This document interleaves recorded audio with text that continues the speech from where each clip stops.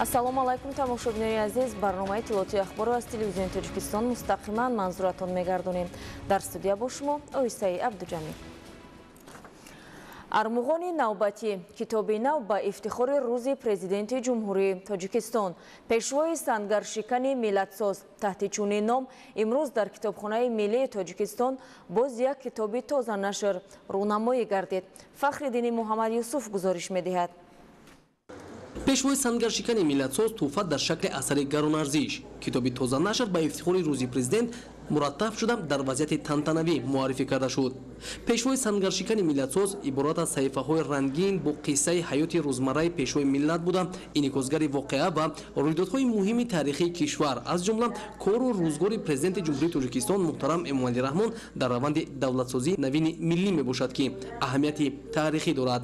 асари хеле ҳам пурмуҳтавои Қодири Қосим пешвои сангаршикани миллатсоз, яъне рӯи кор омадааст ки дар ин асар муаллиф кӯшиш кардааст ки заҳмати бевоситаи пешвои муаззами миллатро дар бунёди давлатдории навини тоҷикон, рушди фарҳанг, рушди иқтисодиёт, иҷтимоиёт, саноат ва бахусус ҷараёни миллатсозии роҳбари давлатро ҳамчун шахсияти мисол сиёсӣ, ҳамчун фарзанди бузурги миллат таҷассум кардаанд. Бояд қайд кард ки падидаи президентӣ дар рушду намои давлатдории тоҷикон саҳми бениҳоят бузург ва беандоза таърихиро гузоштааст. муаллифи китоб муовини раиси маҷлиси намояндагони маҷлиси олии ҷумҳурии Тоҷикистон Қодири Қосим дар асари худ пиромони рӯзгор ва фаъолияти меъмори истиқлоли давлатии ҷумҳурии Тоҷикистон,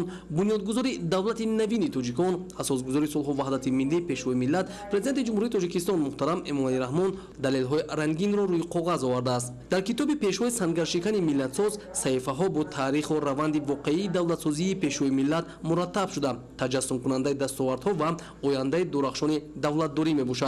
рӯнамоии китоби тоза нашр бо иштироки муовини раиси маҷлиси намояндагони маҷлиси олии ҷумҳурии Тоҷикистон, намояндагони дастгоҳи иҷроияи президенти ҷумҳурии Тоҷикистон, хабарнигорон ва донишмандон сурат гирифта. Зикр шуд ки рушди бомароми Тоҷикистони соҳиби истиқлол дар китоби мазкур пурра тасвир ёфтааст ва ҳамаи дастовардҳо хоса тараққиёти бонизоми кишвар дар таърихи навини миллат ба исми шарифи президенти кишвар муҳтарам Эмомалӣ Раҳмон пайванди ногусастанӣ дорад. китоби пешвои сангаршикани миллатсоз бидуни шак дар раванди ҷаҳонишавӣ ва чолишҳои сиёсиву фарҳангӣ дастури муфидест ки аз 20 боб иборат буда бо ифтихороти куллӣ қадамҳои устувор ва ҳодисаҳои ояндасози давлату миллатро бозгӯ менамояд. Фахриддин Муҳаммад Юсуф, Ҷаҳонгир Самиев, Ахбор. сокинони деҳаи тутаки ҷамоати деҳоти Алмосии шаҳри Ҳисор аз ҳисоби маблағҳои барои сафари ҳаҷ ҷамъоварӣ намуда барои хонандагони деҳа муассисаи нави таълимии дуошёна бунёд намуданд. Дар деҳаҳои зиракӣ ва тиргарон низ сокинону соҳибкорони маҳаллӣ чунин иқдомро амалӣ мекунанд. гузориш дар ин хусус. барои маҳаллаи навбунёди деҳаи тутакаи ҷамоати деҳоти Алмосии шаҳри Ҳисор дурии роҳ боис гашта буд ки хонандагон зиёда аз 3 километр роҳро пиёда тай намуда ба мактаб раванд. дар мавсими барфу борон мушкилии хонандагон дучанд гардида ҳамзамон роҳҳои пурхатар ташвиши зиёди падару модаронро ба миён меовард. ин мушкилии бошандагони маҳаллаи навбунёди деҳаи тутака сокини он Асадулло Файзуллоевро бетараф нагузошт ва иқдом гирифта ҳамроҳ бо фарзандонаш дар замини шахсияш аз ҳисоби маблағе ки барои сафари ҳаҷ пасандоз намуда буданд як муассисаи таълимии замонавӣ бунёд карда ба истифода доданд. одамоне ки дар ҳамин ҳозир омадани ватан кардем макон кардем ҳамин фарзандои ҳамино барои мактаби поён барафтан хеле вазминай кӯдакои майда ва хусусан бо раҳи мошин мегузаранд. мо ҳамина моҳи апрел сар кардем, мана имрӯз моҳи ноябр мо ба ҷанбаст кардем. имрӯз дар ҳамин шароити муҳайёкардаи роҳбари давлат ҳар як ҳиссагузор зарраеам ки бошад ҳиссаи худашро бояд дар ҷамъият гузорад. моям яке аз ҳамин фарзи ҳамин ватану ватандор барои ҳамин ҳаракат кардем ки барои халқи худамон ватани худамон як зарраеам ки бошад мо ҳамин ободия кунем. اکنون در توازن شعبه معارف شهر حصار باز یک مؤسسه تحصیلات میانه عمومی تحت رقم 143 ضم گردید. بینای خوشتر و زمانوی مکتب دارای 8 صنفخانه برهوا و یک اتاق کاری برای آموزگاران بوده، جهتی به تحصیل و تدریس فرا گرفتن 420 نفر خواننده در دو بست پیش بینی گردیده است. برای با گرمی تامین نمودن مؤسسه سیستم یگانه گرمیدهی فعالیت نموده، صحن بینا با درختان سایه افکن و گل و بوته‌ها آرا داده شده است. ما آموزگاران همین مؤسسه مینتداری خود را اولا به اساسگذار صلح و وحدت ملی پیشوای ملت محترم جناب عالی امام علی رحمان رساندنیم که با بیشتر و بیشتر به ساحه معارف دقت جدی می‌دهند و این چنین به صاحبکار این دهه که در این دهه در حوالی خود پدر و پسر در یک مؤسسه زمانوی ساخته به استفاده دادن مینتداری خود را اظهار می‌نماییم. اویلای فیض‌الله‌فا در پی آبادکاری‌های خویش با نصب ترانسفورماتوری نو و کشیدن خط برق محله نوبنیاد را چراغان نموده توسط کندن چاه عمودی ساکنان و مؤسسه تعلیمی را با آب نوشاکی تأمین کردند. همزمان ساکنان محله با چنین شخصان احسانکار پیروی نموده 800 متر راه حدود دههشان را بتانپوش کردند. در پیروی به اقدام‌های سازنده و بنیادکارانه و معارف پرورانه اساسگذار صلح و وحدت ملی پیشوای ملت پرزیدنت جمهوری تاجیکستان محترم امام علی رحمان، ساکنان و صاحبکاران دهه زیرکی جماعت دهات الماسی نیز جهت به تعلیم فرا گرفتن فرزندانشان در محل زیست خود مؤسسه تحصیلات عمومی اساسی رقم 104 را ساخته به استفاده دادند. تا امروز خوانندگان این محله نوبنیاد دهه زیرکی بیشتر از 4 کیلومتر راه را پیاده طی نموده به دیگر مکتب می رفتند و یا در پی بارشات برف و باران از تحصیل دور می ماندند. با استفاده دادن مؤسسه تعلیمی نو چنین مشکلات را برطرف کرد و این عمل فرزندان دهه را وادار می سازد تا جواباً به این غمخواری ها تحصیل را در شرایط زمانوی ادامه داده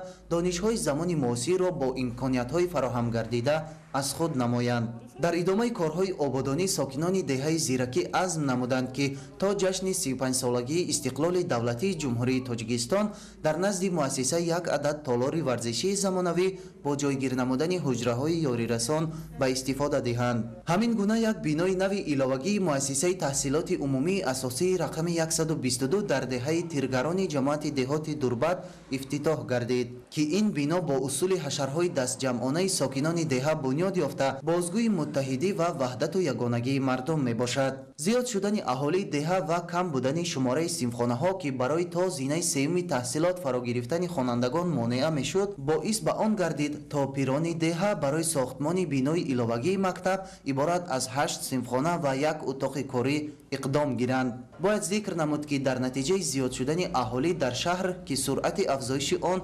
2.4% را تشکیل می دهد و با تأسیس محله های نوبنیاد تعداد خوانندگان یکباره افزایش یافته در مؤسسه های تعلیمی ضرورت ساختن دهها صنفخانه های علاوگی پیش آمده است. جهت حل این مشکلات ساکنان و صاحبکاران سخاوت پیشه در همکاری با مقامات محلی با بنیاد و تعمیر و تجدید مؤسسه های ساحه معارف کمر همت بسته‌اند و امروز مکتب سازی در دهه های حدود شهر حصار به حکم عنعنه درآمده است. زیرا این عمل را ساکنان بهر آینده درخشان فرزندانشان کاری خیر و ثواب می‌دانند. با مقصد به مشکلی سپری نمودن فصل زمستان در مؤسسه استفاده برای راه‌های ناحیه عینی تدبیرهای ضروری عملی کرده می شود. در این زمینه مقدار معینی مواد ضد لغزش و سوزشوار ذخیره گردیده است. گزارش دلیری بازار در این خصوص. در دایره نقشه آبادانی و بنیادکاری بخشیده به 35 سالگی استقلالیت دولتی جمهوری تاجیکستان در ناحیه عینی راه‌ها نیز تعمیر و نوسازی و بنیاد و تجدید گردیده همیشه زیر نظارت راهسازان و کارمندان اداره راه قرار دارند. مؤسسه دولتی نگهداری راه‌های اتومبیلگرد ناحیه عینی که در موازنت خود نگهداری 268 کیلومتر راه را به عهده دارد و از آن 52 کیلومتر راه‌های اهمیت بین المللی بوده، 103 کیلومتر راه‌های اهمیت جمهوریوی و 112.8 کیلومتر راه‌های اهمیت محلی و بین خواجگی‌ها میباشند. مؤسسه نگهداری راه‌های اتومبیلگرد ناحیه با مقصد نگهداشت حالت خوبی راه‌ها در فصل سرما، آمادگی به زمستان‌گذرانی سال‌های 2024-2025 550 کوب مواد ضد لغزش، 1700 لیتر سوزشواره، 3 تن انگیش و 3 کوب هیزم ذخیره نمودند که این برای در سطح خوب گذراندن زمستان بسندگی میکند. باید قید نماییم که برای 40 نفر کارمندان اداره راه که در منطقه ها کار و فعالیت دارند لباس و پایافزارهای زمستانه دسترس شده است که به مشکلی در منطقه خود فعالیت نمایند. مورد ذکر است که کارمندان مؤسسه دولتی نگهداری راههای اتومبیلگرد ناحیه عینی برای تعمیر کوپروک‌ها و منطقه‌هایی که در فصل زمستان مشکلی به میان می‌آورند کار و فعالیت نموده ایستادند. چنانه که رهبر اداره راهداری ناحیه ابراز نمود 9 عدد تکنیکای راهداری آماده بوده می‌توانند به مشکلی فصل سر را پس سر نمایند. همه روزه از طرف مؤسسه در راههایی که در توازن مؤسسه هستند و در ناحیه حدود ناحیه هستند خدمت رسانی می نماید. برای بخطری حرکت واسطه نقلیات و تامین حرکت واسطه نقلیات و سیاحانی که از خارج جمهوری و از داخل جمهوری بر راههای حدود ناحیه سفر می نمایند، تعمیر کوپروک ها، رنگ و بار نمودن کوپروک ها، تازه نمودن شفت راه ها و ذخیره نمودن جاهای آسیب پذیری که در فصل زمستان برای حرکت واسطه نقلیات مانعی می‌بیارند ذخیره نموده همه روزه در راه ها خدمت می‌رسانند مؤسسه دولتی نگهداری راه ها. منطقه زرافشان خودش منطقه سیاحان میباشد که از تمام جا از خارج کشور سیاحان، از داخل کشور سیاحان به این منطقه سفر میکنند. از منظره های زیبای منطقه زرافشان دیدن می نمایند. باید ما مؤسسه دولتی نگهداری همه شب روز در همین راه ها خدمت نماییم که برای بخطری سیاحان و داخلی و واسطه نقلیات خدمت نمایند. برای نگهداری راه و تامین حرکت نقلیات در همه فصل سال در اداره راه تکنیکا و پورا تعمیر گردیده در حالت کاری قرار دارند. مسئولین مؤسسه دولتی نگهداری راههای اتومبیلگرد ناحیه عینی برابر راهداری در دایره کارهای سازندگی بنا و حجره‌های کاری را تعمیر نموده برای گذراندن فصل زمستان به کارمندان شرایط خوب فراهم آورده شده است.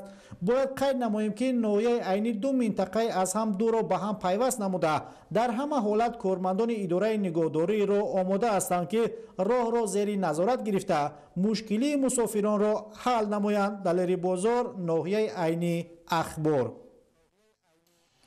خدمت در صف قواهای مسلح مملکت برای جوانان وظیفه و افتخار بزرگ است. امروز جوانان تاجیک با حس بلند وطنداری برای اجرای قرض شهروندی و حفظ مرز و بوم وطن مقدس تاجیکستان در قسم‌های نظامی ادای خدمت نموده ایستادند.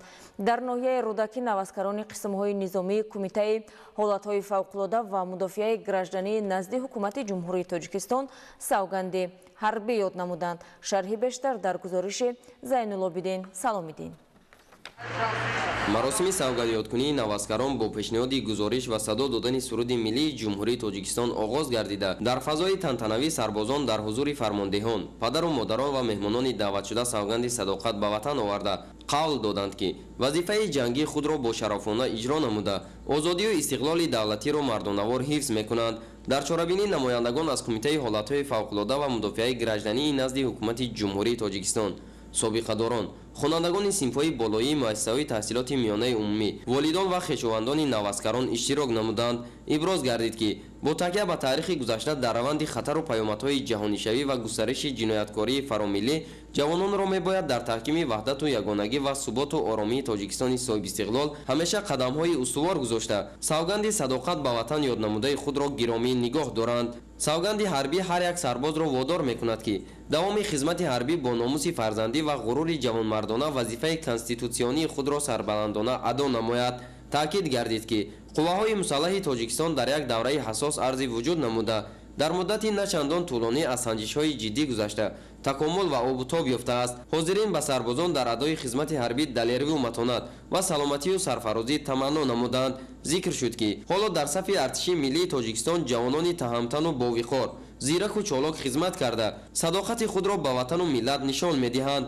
имрӯз қувваҳои мусаллаҳ чун нерӯи тавонои муҷаҳҳаз бо техникаву лавозимоти ҳарбӣ амнияти давлату ҷомеаро таъмин менамоянд. дар идома иброз гардид ки дар ташкил ва ба нерӯи қудратманд табдил ёфтани артиши миллӣ нақши президенти ҷумҳурии тоҷикистон пешвои миллат муҳтарам Эмомалӣ Раҳмон асосӣ мебошад.